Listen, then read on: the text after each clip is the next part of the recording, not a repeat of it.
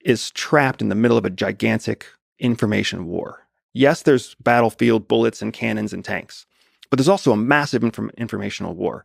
The same narrative that you see these ground troops in Ukraine, these Russian ground troops in Ukraine, believing they're clearing the land of Nazis, that information is being fed to them from their own home country.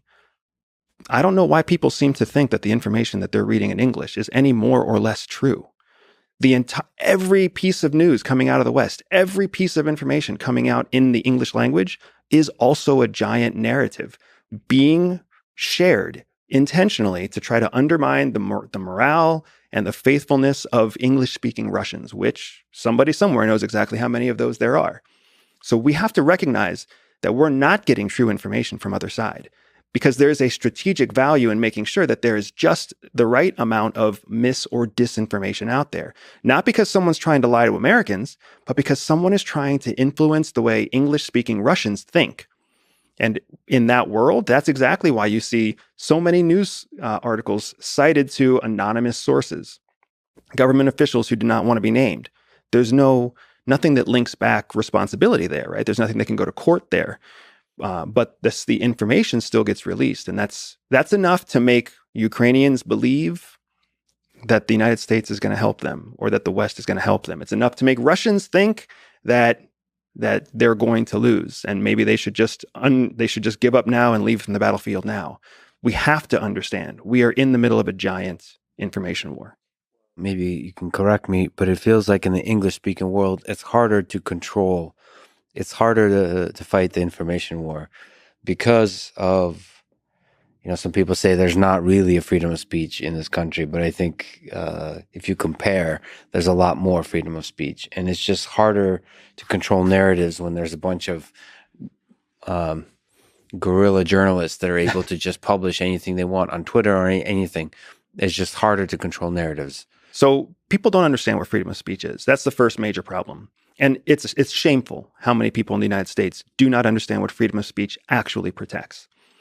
So that aside, you're absolutely right. Fighting the information war in the West is extremely difficult because anyone with a blog, anyone with a Twitter account, anyone can call themselves a journalist, essentially. We live in a country where people read the headline and they completely bypass the author line. And they go straight into the content. And then they decide whether the content's real or not based on how they feel instead of based on empirical, measurable evidence. So you mentioned the Lend-Lease Act and the support of the United States, support of Ukraine by the United States. Are you skeptical to the level of support that the United States is providing and is going to provide over time? The strategy that the United States has taken to support Ukraine is similar to the strategy we took to support Great Britain during World War II.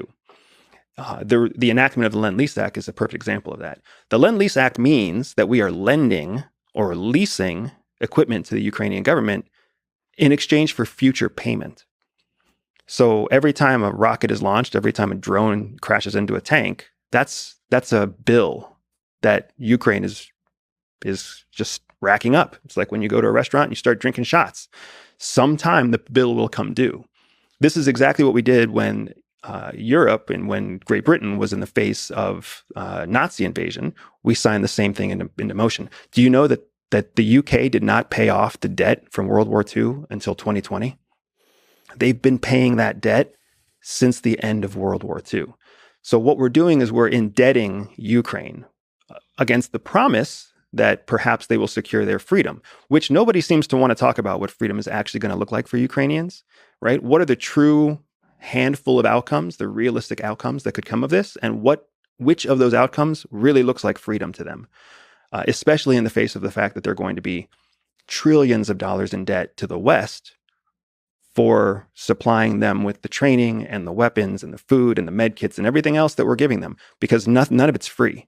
It's all coming due. We're a democracy, but we're also